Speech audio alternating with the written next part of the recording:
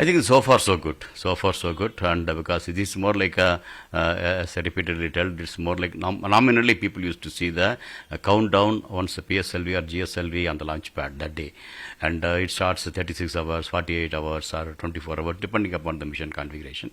But when that means so many parameters of the launch vehicle which is in front of you, you are through a computer reading, and various ground systems after launch, radar system, ground systems, many things have to come on functional, and those systems also along with the redundancy, main and redundant systems, main and redundant computers, and everyone should be ready. And even there also we will be uplinking good amount of programs such that how it will take a path.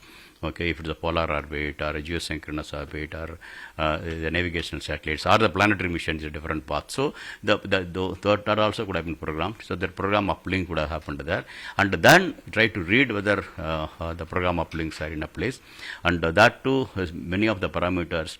Like for example Luna 25, whatever happened, they doubt about a possibility of the firing for the last leg. The firing is happened few seconds more than what they expected. Okay, that translated into the mission failure. So that basically that means there is some memory, something would have got disturbed.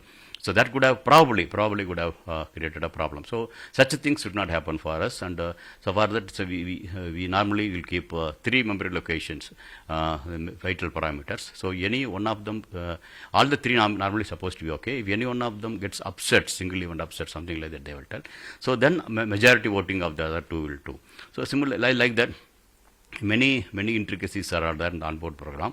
So these things to be also to be after uplinking to be verified here. But now the lander is 384,000 kilometers away. So we uplinked all the commands there, not the launch vehicle just a few meters away from you.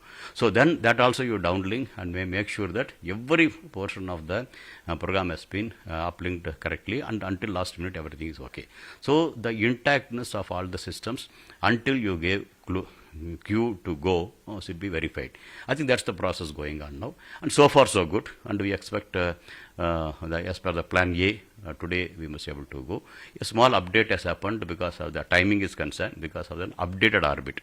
Other than that, I think everything remains same, and like anybody else, I am also eagerly waiting for that queue. Sir, not only how important is this mission for the global astronomers? Yeah, after discovery of water on the moon for Chandrayaan-3, the world was trying to look the moon differently. That means concentrating, focusing on the polar region. So that way, some of the follow-on missions confirmed whatever we have seen is perfect. And now variation nations, including USA, Russia, China, Japan, European countries are very ambitiously trying to do bigger missions. For example, Apollo supposed to be a bigger missions, the spending and energy point of view in those era. But now even beating Apollo, Artemis is coming, lunar resources coming from Russia, China also ambitiously placed. So like that, many things happen. For that, seed has happened by our Chandrayaan mission. So now, taking ahead logically, now whatever we have seen in remote sensing point of view, now we are going to land. So that time also, yes, we have discovered first the water on the moon. Our Chandrayaan is the first. Similarly, Chandrayaan-3 is going to make history of the first system to softly land on the lunar polar region. Actually, in fact, our presence already there in the South Pole with the tricolor flag, along with the moon impact probe. Chandrayaan-1 itself made our presence, but that time it was a impacted probe as planned.